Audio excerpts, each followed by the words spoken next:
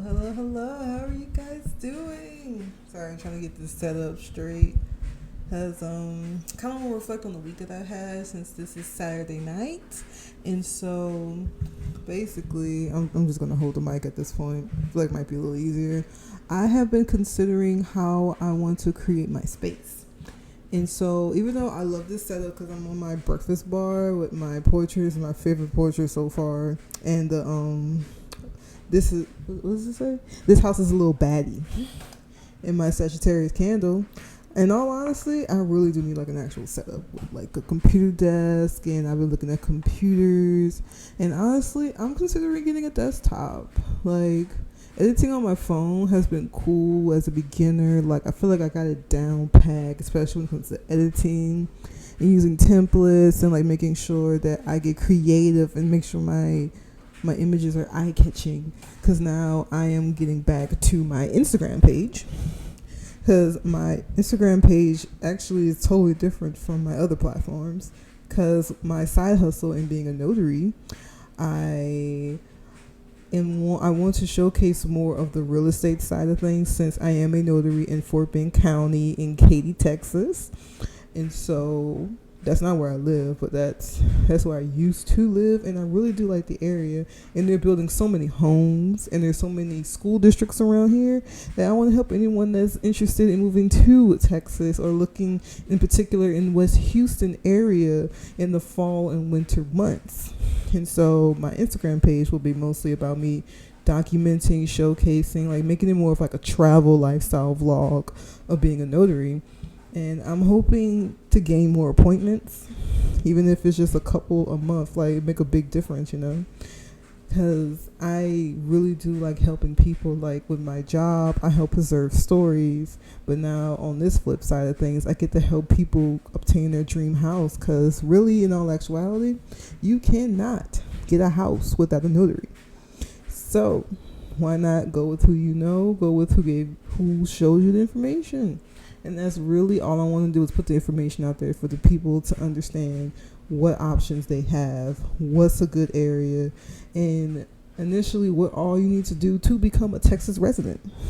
And so, like I said, I have been looking at computer desks and looking at desktops, because laptops are cool and all, but at the end of the day, I still use my iPad. So me getting another laptop is almost pointless. And the one I've had, which was a pretty cheap one I got from Best Buy, like right before the pandemic, like it was the last one in stock. Paid $300 for it. It runs so slow now, and some of the keys don't even work. So I definitely need to upgrade. And so, like I said, I have been considering a desktop, because laptops are just, I don't think it's just my thing anymore. Like, because even at work, I use the 2-screen actual desk monitors, and it's like, why not do that here in my own apartment? So I'm trying to create space, because I just did a little bit more renovations just now. I am going to start a new series called Get Ready With Me, because I feel like it must have came from my mother's side of the family, where I'm into clothes and accessories, but mostly accessories. Love accessorizing, love clothes, and I have so many clothes to showcase, because honestly, in the month of August, not only am I producing content, I want to be able to go out more, at least every weekend, go out to at least one event. And tomorrow I'm actually going out for a brunch with a new group of girls, and I'm totally excited for that, just to try to put myself out there, because I told myself like a year ago, if I were to ever do this, ever really do leave the situation I came from, I would do things better. And now I feel like I'm in a better headspace, no longer really depressed from the separation, because I didn't think being separated from Louisiana would actually like hurt me, but it did, probably because of the way some situations went down, which could be story times later on, because my bad, some people I've had to walk away from that I didn't expect I have to. And so I think that would make it hard. But the good thing was the fact that my parents knew that I would be able to be more financially stable, and I can really handle this on my own. And I think that gave them a breath of fresh air since they could go ahead and make their decisions, since I know that they're moving too, that they really been waiting on me to see what I'm going to do. Because as we all know, the workplace, getting a job has been so challenging, and then getting a job with the right salary.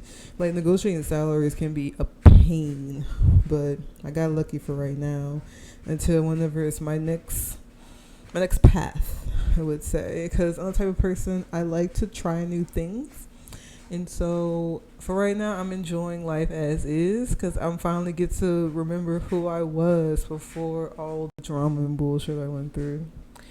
But initially, like I said, I want to start the Get Ready With Me series, showcasing clothes, showcasing how I do my makeup, because I am heavily an eyeliner girl in combat boots.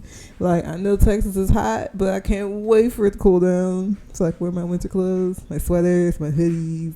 Like, I literally bought a pair of cargo sweatpants, even though I already own 3 pairs of heather gray sweatpants.